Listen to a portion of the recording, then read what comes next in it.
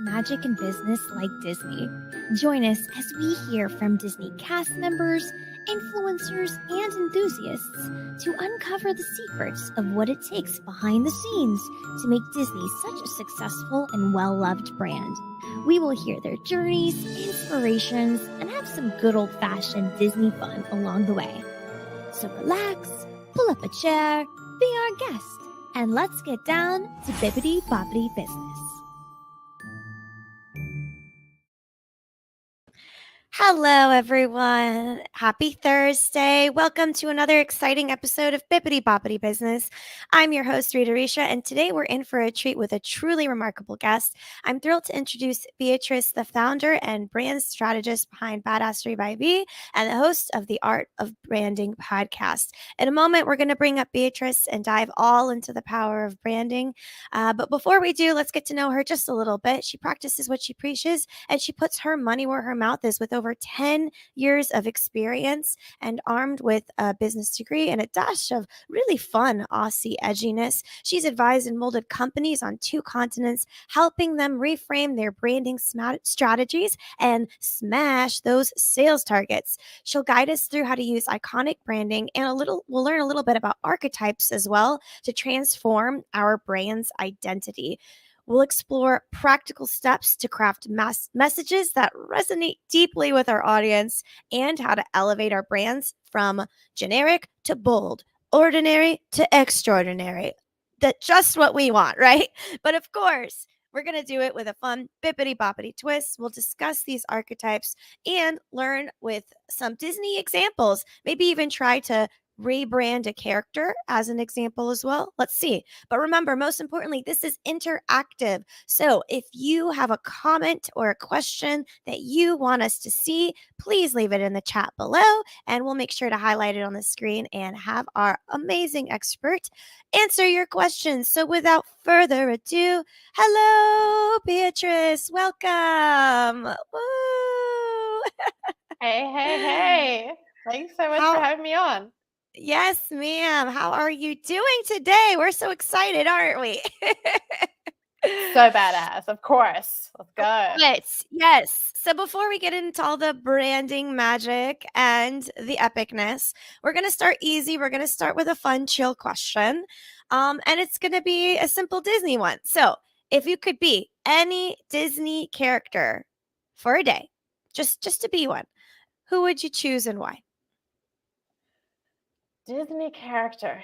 God, that is challenging. I know, because there's a lot. If it's easier, maybe you can pick a universe, but go for it. I'm gonna go just because like I'm in that vibe, and it fits totally, like, with the rebel, the badass, right? Jack Sparrow, like his love of rum. Yes. I'm more of a tequila girl, but it was compromise. Listen, in the comments, we were talking a little bit on your page before. That's part of the reason why I found you and was referred to you by another fan of the show. But, I'm seeing all these amazing posts that you make on your LinkedIn. You definitely have a voice, you have a brand, and the pop culture references are chef's kiss, amazing. But when you posted that, we kind of had a chit chat, and I talked to somebody and I mentioned that, yeah, Jack Sparrow is actually kind of a cool character if you think about it from a business perspective too, because pirates all look and act the same, and then this one guy just decided to be the pirate, the standout pirate, right? So when we talk about positioning and business differentiation, I think branding really plays a huge importance into that. Would you agree? Oh, definitely. It's not even just, like, hey, this is the checkbox we need to get done as a business. It's not even just like simply the messaging or the voice, right? It's making sure that in every aspect of the business, the operations, everywhere takes it on board and buys into it, right? Like it's not just something external. So, like, we take Jack Sparrow, right? Even the whole, the compass that doesn't work, right? but you know him just purely for that. Does it really not work? Or is it just like it's got a very specific like Maybe direction? no, like I see what you're saying. His compass, does it really not work? Or does he actually have his compass in alignment? Like, does he actually know where he's going the whole time? So Right. let's help everyone listening today find their compass. And I think in going through some of the exercises and topics we'll discuss today, hopefully a brand listening can do that. So that we have some context into that, can you start by kind of diving in a bit more about just why branding as a whole is so crucial for businesses? So brand strategy. So branding is the visuals, right? To me, like branding is how your business, like the looks, right? Which is it's only a very, very small part and of the overall brand strategy, right? It's a part of how your brand is perceived. So brand strategy is what directs that perception of the business, right? Like, do you want, because people, regardless, are going to make perceptions, they're going to make decisions about how they feel about your brand, even if you don't work on your brand strategy. But the idea is, if you work on it, you're actually taking control of that narrative. You're in charge of that Disney story instead of, people just being like, toodaloo, like let's have the godmother as like the race car driver, and then like just some random, like, this is the story. This is what we want you to follow along, and have the entire buy-in from like the team internally to externally, how your team's working with everyone, as well as the perception, have that all consistent. Consistency is so important, and I think, as an example, the brand, Disney as a brand does a really great job of that, right? There's a motif there. There's a through line. You get some kind of feeling, an emotion is evoked as a result of consuming whatever content or product or service that they put out. So, when we're talking about branding, I like how you differentiated that there's branding like logo, colors, design, and then there's brand strategy. So take us one layer deeper. How do brands get to the point where they've done all of maybe the aesthetic and visual branding, but maybe they haven't? How have they not gotten to the strategy part yet? How do you kind of go in and say, what's going on here? What are you doing? No. That is not what happens, by the way. I just bring out the baseball. No, I'm kidding. So in terms of the brand strategy, like a good example of how poorly it can go is like the Twitter to X, right? That was just purely the visuals. So bad. So bad. Nothing else has changed since, right? Well, like how do you tweet? Like, what is the replacement for the word tweet? You X what? Like, you what do you do? Guys, Like, think about this. So that is one example of, if you just purely consider a rebrand as a visual exercise. So the way that I usually approach it is seeing where people are at. What are their goals, right? Because depending on where you're at in your business, if it's too early, I wouldn't recommend going for like a full out brand strategy. I'd be like, go and get those customers, go and work with them, and really understand more about how you do business, what works for you, what are your competition doing, and understanding that. So it's having those conversations, going like, okay, have you got a clear differentiation? Have you positioned yourself, going beyond like, we provide better service, or we're more authentic, or the product's really good, that something that somebody else can't say, your competitor can't say? Is there something like that already in place? And how about the voice? Going beyond that. Does that reflect the values that you put in place? Have you got values put in place? What is that mission? You know, have your team bought into that? And then checking out those different locations. Like, say, for example, if they have a website and say LinkedIn, YouTube, do they reflect the same vibe? So that's a little bit of the start to it. I love that start. And just to kind of go in further, for those listening who maybe, I'm just curious if they started their business based on their personal brand and then they grew out their business into a separate entity. How do you guide individuals like that to try to be able to keep the authenticity of their personal brand, but also making the business itself cohesive and make sense too? Have you ever come across something like that before? So it depends on how you want to approach it, like whether you want to, like, what are your goals behind it, right? Do you want to have it like, I've built this up, but I want to keep my personal brand, and my business brand is like something like a different voice. But what I'd more encourage, since this is your, like, you know, your business, unless you're co-founding it with somebody else, you've already built that audience through your like personal brand. People know Virgin because of Richard Branson.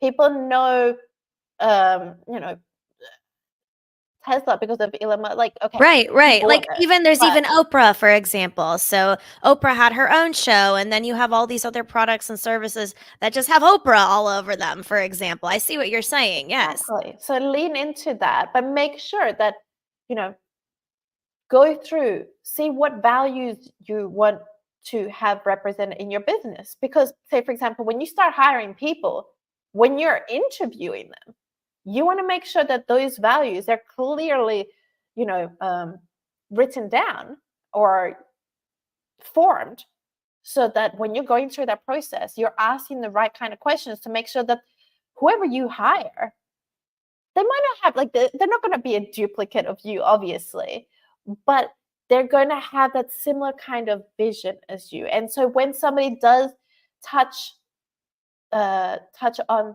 that part of the business, even if it's finance, right? Like if somebody's dealing with your accountant for a payment, is it going to have the similar kind of vibe as they've had the rest of the journey with the business? That's so important. So I want to highlight a couple of the key terms that we've kind of been discussing here. So we've talked about branding as a whole, we've talked about strategy, we've talked about voice, positioning, core values, but we haven't gotten quite into archetypes. So let's talk about archetypes. This is your bread and butter for this session, and give us, the understanding as to why we need to even understand what an archetype is. Does it help us find our voice, or is it something separately entirely? It does come into it to help with how you differentiate and to help to understand, you know, your business and what that voice is going to be like. It's not going to be like the end all or be all, but it's one of those pillars that when you put it all together, same thing with clients that I have and work with, we go through all these different bits beforehand. They're like, "Oh, this is like a lot of work." And I'm like, "Yeah, it's a lot of work, but just give it like a couple of weeks until we get to this. The you know, say for example, the voice section. Then they're like, "Oh my god, this is so much easier," because they get it. Whereas beforehand, you know, people will be like, "Oh, yeah, I've been struggling with my voice, for example. I just can't really get that nailed down."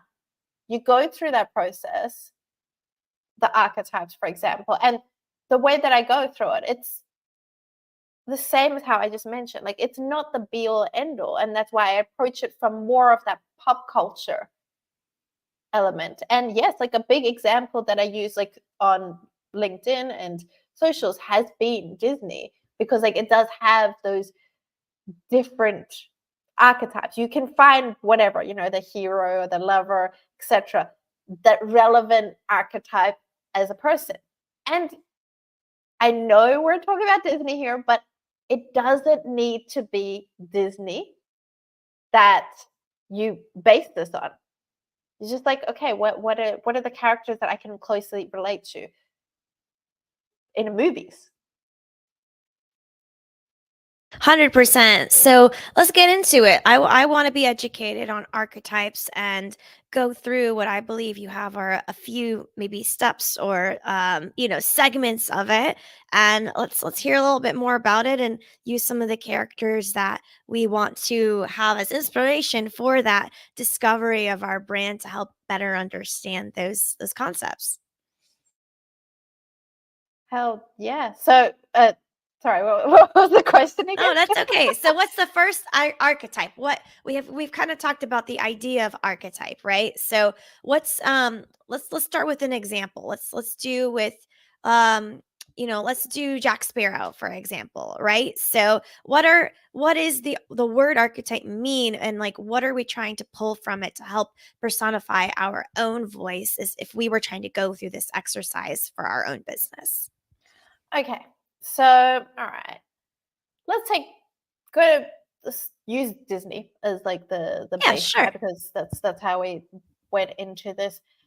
What I would go through is firstly have a look at the Disney characters and regardless of the wording, because the archetypes, it's well known. There's 12 official archetypes: innocent, the everyman, the hero, the caregiver, explorer, the rebel, the lover, creator, the jester, the sage, the magician, and the ruler. There we go. Okay, so without really focusing on those names, think of like characters that really resonate with you, right? That like, oh, you look at it and you're like, ah, you know, I can feel this element of the business is like this. Like, say for example, you mentioned with Jack Sparrow, right? So what about Jack Sparrow? What are the attributes that call to you, for example? It's not just necessarily him as a full character, right? There might be certain attributes like the way that he's uh, goes into things without uh, too much processes, right? Like he's like, let's do this, let's go. Like he's fluid. He's more of an adaptive, not non-structured type of individual. So if you were Exactly. that way in your business, that would be something that you may want to consider developing your product systems and social media marketing on. Yes? Exactly. So that's one element. So finding those attributes. And look, there might ideally you'd be looking at 2 to 3 characters. I wouldn't go more than that because then you just end up having a confused kind of voice. There's too many different voices, too many different things going on. So once you define those, you're like, okay, what are the attributes that resonate from that specific character? If they were dealing with your clients, how would they be dealing with your clients? What would that look like? What would a scenario like that look like? Right? So going through and like practicing that, it's almost like role play, right? Like, how would Jack Sparrow be dealing with a customer? Or what about those like attributes in a customer environment would stand out? Yeah, so Oh, I there just we wanted go. to bring up on the screen so everyone can see a little bit more what we're talking about here, which is, the detail of what Beatrice is talking about with this type of strategy. So, especially with this example here, that's really awesome, is you're Yeah. seeing that these themes are correlated with different brands and essences, right? So, like you were talking about a second ago, for example, lover, right? You said that was one of the brand archetypes. I Mm-hmm. love how when you get to those outer rims, there's actually a layer deeper than that, which is the underlying theme is intimacy, and then of course we get Victoria's Secret, right? So not Disney, but also very easy to understand. Like if I were to look at that brand walking by, I would understand those themes. I would understand that in their messaging, right? So if you are struggling, if to understand what your voice or your tone is, Beatrice, are you suggesting that this is just like a really nice exercise, a place to get started from to kind of really dive into it deeper, right? Absolutely. Like I said, before approaching these brand archetypes, so like these almost link you to like, okay, we need to have a very specific template, right? Like for me, the way that I approach things, there's no templates. There's like I don't do templates She's like, because we get into it. We don't do cookie cutter here, you know? like hell the hell no. Um, so this is almost like a template, right? That's why I suggest going with those characters, be it Disney. One of my clients, they don't like they're not much of a pop culture kind of person. Like they're like, oh, I like old westerns or like these kind of movies, and I'm like, okay, cool, that's fine. Like I don't. This is not something for me to know, but like from those old westerns, which characters stand out to you? Why do they stand out to you? What are those attributes? Because at the end of the day, when we get onto this, which I pop them through afterwards, we're building that out even further. Like, okay, so from the characters that you've chosen, now looking at this, say for example, the lover that we were just talking about, like there's this elements of sensualness, right? Like they might have used different words, but those words are more powerful and relatable to them, right? Rather than using a pre-existing word. And that's why I have that same approach for values as well, right? There's the values like, oh, we're authentic, we have authenticity, empathy, etc. Use your own words before you come into this. What resonates with you first, then go into this and like, okay, there's an element of beauty. Or Let's use say, for Cinderella example, as an example, I think. I think that'll be a really good one. So go. let's pretend so Cinderella I'm imagining it's like 2024 now, and she's like, all right, I've been in the royal kingdom forever, and I kind of need something to do. I'm like semi-retired. I think I'm going to start a business. So Cinderella herself starts a business, and she thinks about what her brand is going to be, and she kind of thinks back a little bit with nostalgia and misses some of the cleaning that she used to do. She kind of, I don't know if you guys have ever been on TikTok or watched Clean Talk or anything, but there's a little bit of category of cleaning stuff on there. So she's scrolling and she's looking through, and she's like, I hated my stepmother and my stepsisters, but I kind of missed the cleaning part. It was really relaxing.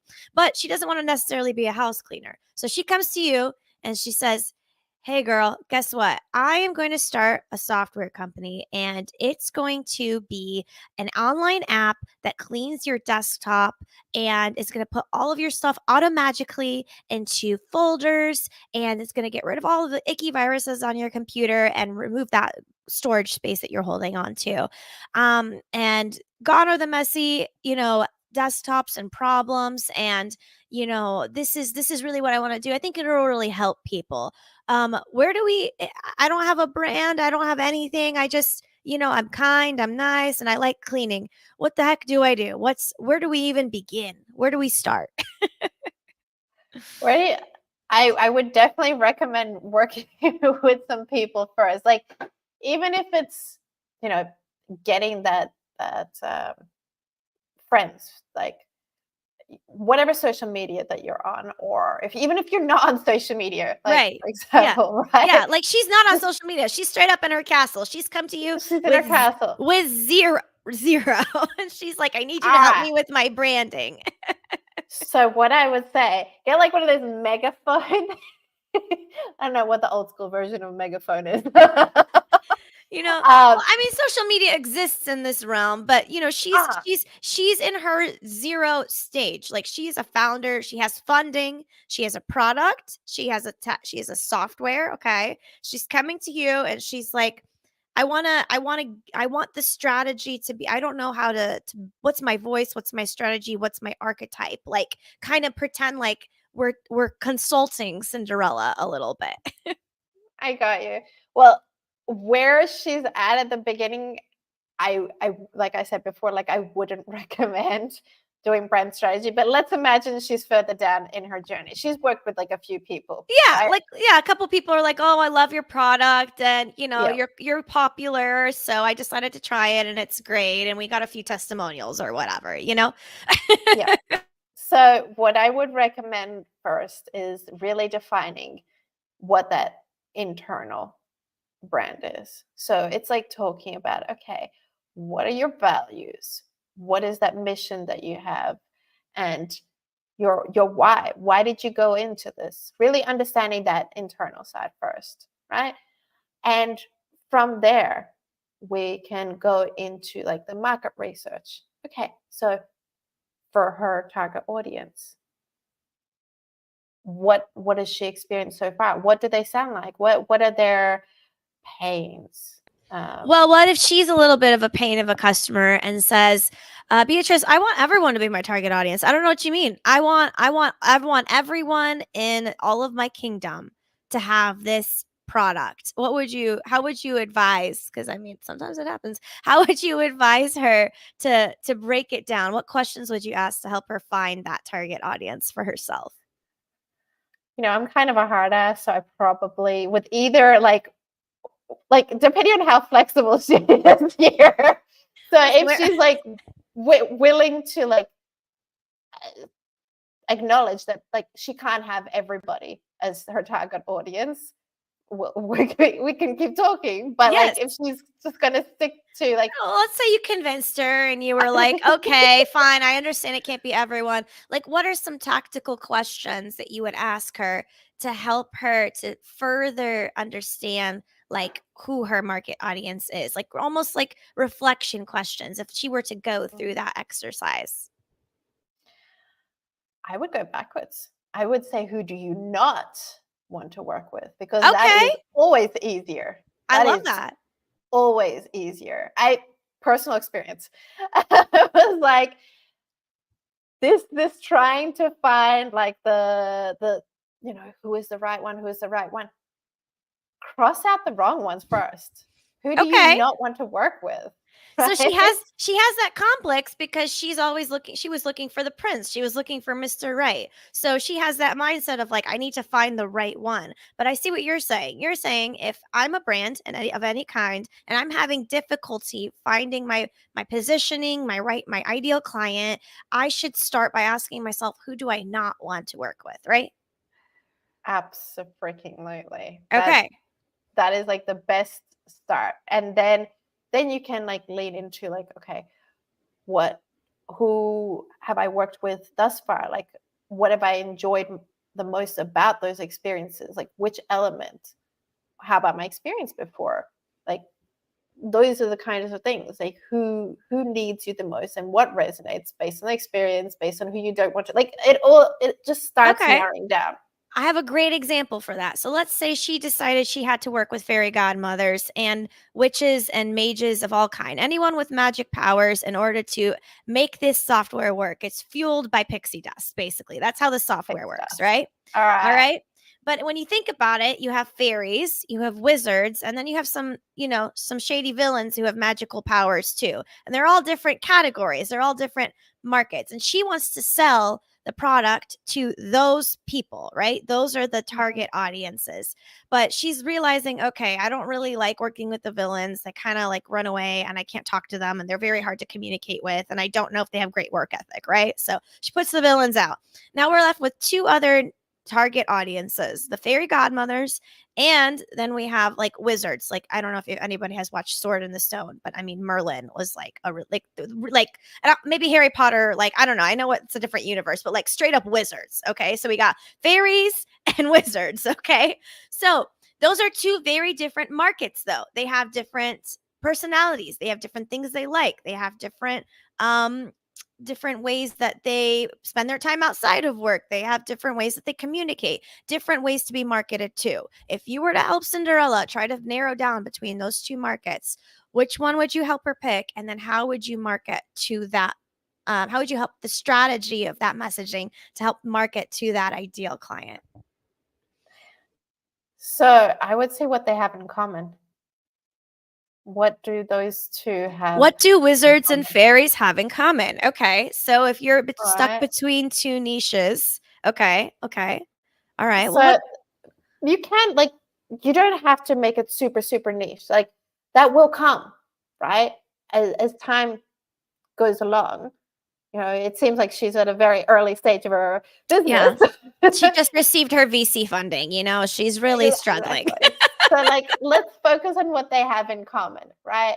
Then have a look at the competition, right? Because we're not looking at the messaging, right? Like sure there'll be things going out in the background and we can continue like adapting those as we adapt the brand. Don't leave it until like 6 months down the line or whatever, right?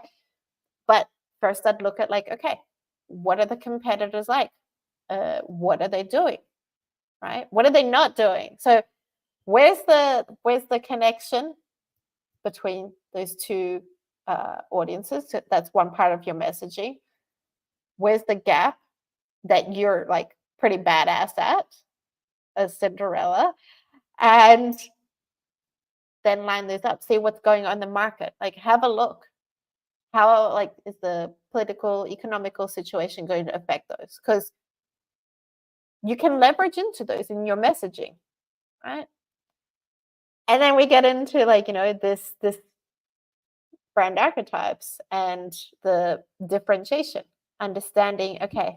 Okay, yeah. What is her archetypes then? Okay, let's get into it. We've narrowed down. We're going through the process here. She came to you. She didn't know what she was doing. Now she's narrowed down to two niches that you're saying don't go too super niche down. Just stick to a couple, and we'll iterate as we move forward. She understands some of her competitors. The villains are now her competitors because one of them used to be her client and then stole some of her IP, and now she's competing against them. And it's a whole whatever you're gonna do. What are you gonna do about it? She wants to differentiate. She wants to market that she's okay, right? What are Cinderella's archetypes, right? As a character, and how do we maybe infuse that into her business's messaging?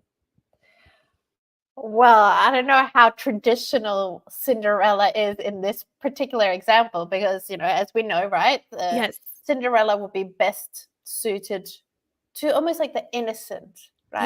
Because Yes. there's that simplicity, there's that Yes. that goodness, and there's like an idealism, right? Mm-hmm.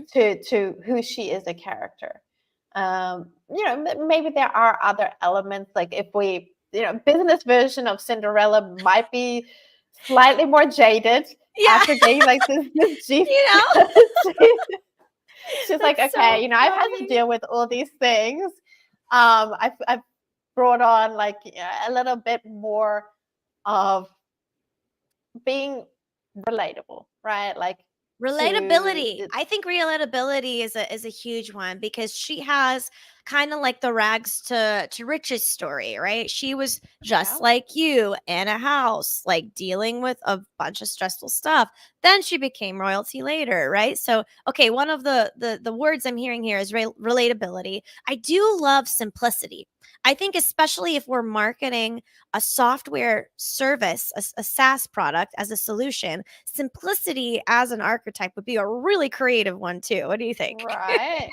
Eh, like I said, have a look, like, because this is not like, have a look at what her competitors are using. Like, are they using Yes. that already? Because like you want to like avoid that at all costs, right? You Mm-hmm. want to be able to stand out. Maybe Yes. this villain is just leaning into their villainousness. Mm-hmm. Villainous? Mm-hmm. Villainousness. I mean, it's a word if we say it on here. As long as it's said here, it becomes a new bippity boppity It's term, and it is official coined. word. It will Okay. be merch that receives tomorrow. We will all get T-shirts that say villainousness. Yeah, I love it. Ish. Ish, and then add an ish at the end. Of Of course, yes, course. of Like course. it's just And maybe that's the competitor brand. They're just like they're really bad at marketing. They're just like we're not really bad, but we're kind of bad-ish. You know what I mean? So now we have the true good against evil, bad versus evil fighting in the market, right? Right? Okay. and that in itself is amazing for storytelling, right? Right. People will always want to listen out for like this is the journey, these are the heroes and the villains, but obviously the heroes are the wizards and Yes. fairies Yes. And who they're Cinderella. like, exactly, exactly. So Yes. leaning into that. And, you know, that leans into the archetypes that we're talking about. So maybe there's Mhm. some part of her that is the everyman, right? Mm. Mhm. That Mhm. relatability, while still, having a big chunk of her is like that goodness, Yes. that innocence that comes in. So like then she can balance that out in terms of what her differentiation might be, Yes. right? Yeah. So let's do another one that's real life. That's a brand, two brands that are massive that actually exist. And I'd love to know from your expertise outside looking in what you feel differentiates these two brands. They're very simple, and they're going to be Apple versus Windows. They are two products that are computer software, whatever the heck, we all know what Apple is. We all know what Windows is if you're a PC user or Mac user, right? And it's a Mm. similar, like, butting heads kind of a thing. But yet they are differentiated. They've done a good job of differentiating. They sell something kind of similar, but not really. What in your opinion is that difference? Like, kind of walk us through that as an example potentially. Well, Apple, they really focused on that creator side, right? They really were like, okay, Windows, they're like it's a basic like for everyone, like Right. um, can be easily used in business, etc. That that is already being taken. That it's already been well covered. So let's squint our eyes a little bit. Where is there the customer base that's not quite being taken? And that is the creatives. There's not one creative that I know. I mean, aside from myself, because I have an Android, probably one of the very few creatives that doesn't have an Apple. They don't have like an Apple product because they really understood that archetype and that like way of messaging what people will relate. So remember before we were talking about Cinderella's the two target audience, what do they have in common? So they focus on what those creatives have in common and just speak to them. Because anyone who doesn't fall into that, it'll be detracted. And that is a good thing. You have haters, that is a freaking good thing because it means your messaging is actually working, right? That's so important to highlight. I don't wanna brush, that off. I think there are people that are worried to have haters. They are worried to have people that go, "Oh, I don't want to buy from your brand because I just don't like what you guys stand for."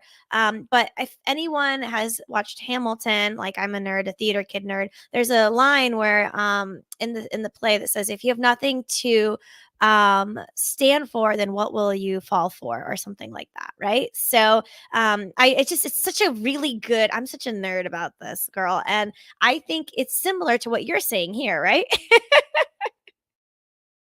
Absolutely. Like your timing is beyond impeccable. So today, just dropped this podcast episode with Taylor Tedesco, and we were talking about morally gray characters, villains, and anti-heroes, and how to make those relatable, like how to implement and integrate those into business. And the idea is, right, morally gray is seen as a negative thing, but actually, and Taylor put this in a really great way, it's basically one consistent trait. They will stick to one message regardless of, it might be slightly wrong, it might be slightly right. Like it doesn't, that's not the point. They're going to stick to it. They're not going to Right. like They're not go gonna to different waver. things. And I think Exactly. something that you said too that was really important earlier that I want to highlight is the importance of understanding the market. And I think what the cool thing is if you're not sure how to understand what your brand's voice or messaging is, but there are other brands that are similar that kind of your target audience would also buy from, that's a really nice place to go too. So I just found this awesome explanation here. We were talking about Apple versus Microsoft earlier, right? So there's research that shows that certain people who buy from Apple also likes other brands like BMW, Gap, Starbucks, Mercedes Benz. They're kind of have more of like a luxury feel to them, or have more of a creative vibe about that brand. Versus Microsoft fans, those who are more likely to buy from that brand, are a fan of businesses like eBay, Yahoo, IBM, In-N-Out, right? So, I would love to hear your opinion of like, those archetypes that we've been discussing. Like, what are those few words that you think from the Apple category those consumers share in common versus the Microsoft ones that share those brands in common as well? I mean, even from the audience perspective, right? Here we can clearly see, like, one, the Microsoft side, right? It's more technical, right? Like, even in the way Right. that visually, right? These are the brands who did it right, right? How they are visually reflects how they are in the business, how they are when you're scrolling through, say for example, through Yahoo. You know, it's going to be a completely different vibe. I would almost put like Google on the Apple side, just Yeah. just because of that look, right? Just Right. because of the visuals, the way that they operate, that system. Right. Um, so kind of went on a tangent, but like just really wanted to point that out, that you can almost, just looking at it, okay, this side will be like technical engineers, financial, like that kind of persona, and on the Right. other side it's like the creative side, Mercedes. So it's like, Fun loving, maybe a little more like there's I don't know if I don't think convenience is a word, mystic, but I think almost like I don't know. imagination. Imagination, I think aspirational as a word is a really big one. I don't know anything about Gap clothing. No offense, Gap. That's aspirational though. So I don't, I think they might have put that one in the wrong place. I don't know. I don't know about Gap, but I can see Google instead of Gap, for example. Okay, Yeah, but they misplaced that. I'm I don't sorry. think Like, I don't think Gap and Apple fans are synonymous. But anyways, I would dare to say that Disney fans are more likely to be Apple fans, but my audience might be burning me at the stake for that. I don't know. We'll find out later. We'll find out later. archetype wise, definitely, I would say like the Apple side is more on like the ruler, the Okay. creator, right? Mhm. Because the Apple is like, you've got that power, you've got that leadership, you've got like, you know, that, and then you're combining it with that creator, that imagination, the Yes. transformation. Whereas the other side, because to go back to answer your question, right? Like, it's almost Yes. the stage, What right? are Like, what are the common things that, when businesses should avoid when they're trying to align their brand with a specific voice or an archetype? Like, what are some common mistakes that you've seen happen through that process as you've worked with your clients?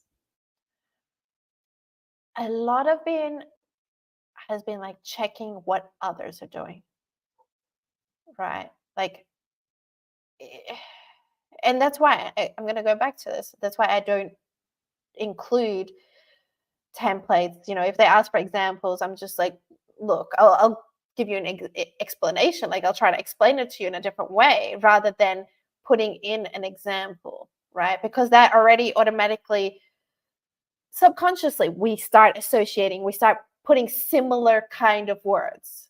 And that starts putting us into that similar kind of box. Well, yeah, your goal is to help innovate. You don't want to put somebody in a box. Your goal is to come in and help take them think outside the box. Then once we've found our adventure outside of the box, found our crewmates, found our vision, our goal, our quest, the right compass that takes us to the right place, then like you said, we can analyze our competitors, understand what it is that we're trying to do with our brand, and hopefully thrive in the market. I'm just curious too, like, how do you see the role of everything that we do now with branding really evolving in the future? Are there any trends that we should be aware of or ignore if we're not trying to be like everyone else? Uh, so I know AI has come up a lot. It is very much like in that topic. Everyone's like, oh, how is this going to impact? How is this going to be integrated, etc. And there have been a lot of people who have jumped into having it like featured, oh, we're using AI, or like AI is part of us, or like, having that modernness element of these, like, let's look like modern, Yeah, like and that just means AI. clean. Right, right. But I also think too, my concern is people are using ChatGPT to be their branding expert. They're going to go in and ask ChatGPT to do these things, right? So, what would you say to that person who's like, I'm just going to go on ChatGPT and figure out what my brand voice? How would you encourage them to be like, no, like I'm here for a reason. This is why I do what I do.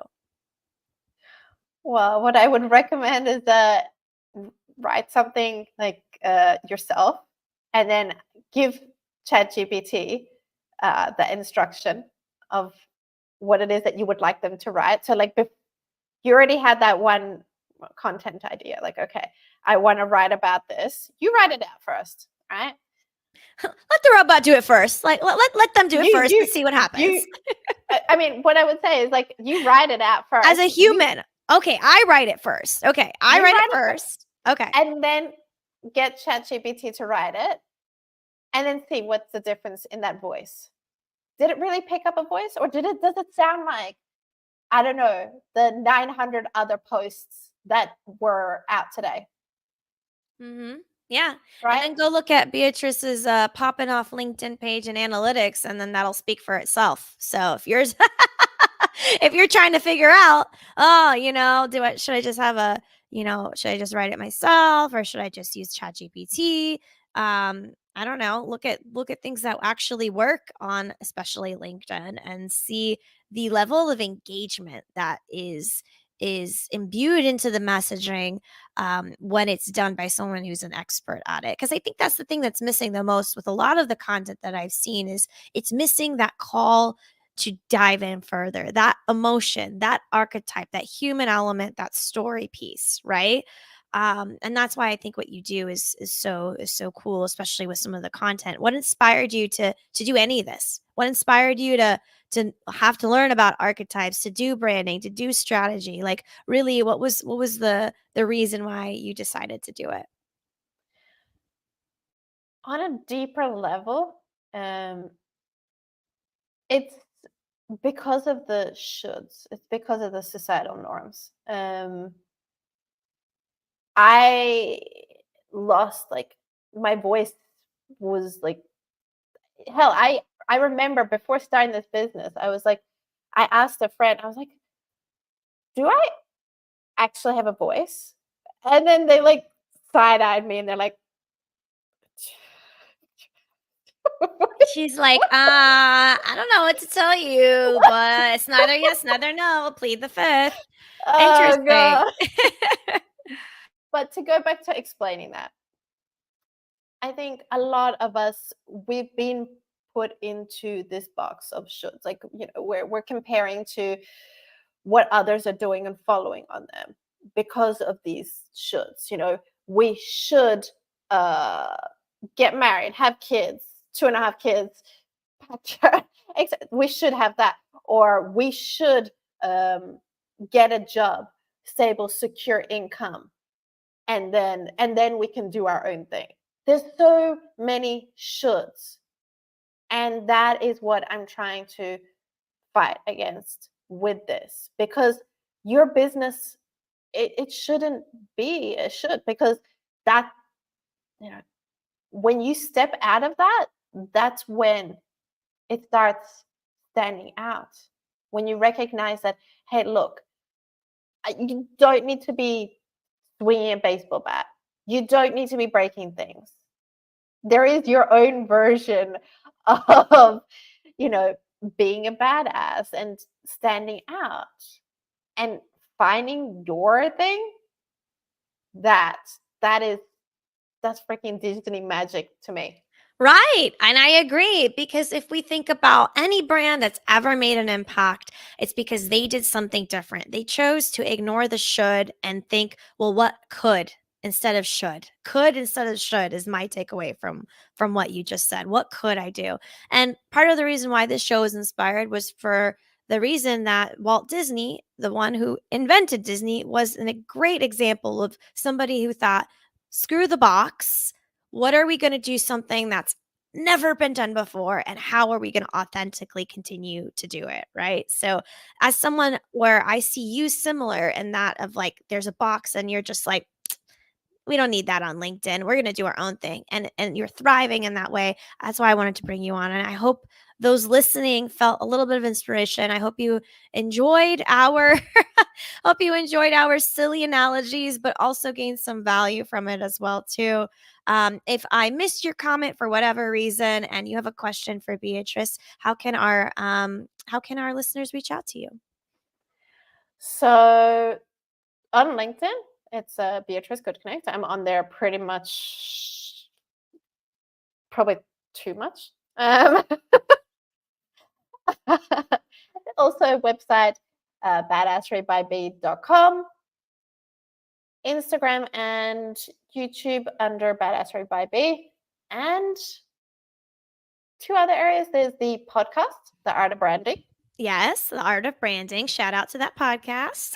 Oh yeah, and the newsletter, which is the Badass Mob newsletter, of course, because it can't just have a mob. Yes, it can't just be not. Yes, I see that. I see. That's awesome. Cool. Well, great. Thank you so much, Beatrice, for being on the show again. It's been a fun exercise and learning about archetypes. It's certainly given me a lot to think about. And yeah, we'll have all the information listed below somewhere in the doobly-doo, wherever that will be after this is published. And we hope you all have a magical day. Thank you so much. Oh, yeah. Thank you so much, Rita. Yay. Woo. We're going to cue the outro music. You've been listening to Bippity Boppity Business. Like what you hear so far? Leave us a review in Apple or listen to us anywhere you prefer listening to your podcast. Until next time, have a magical day.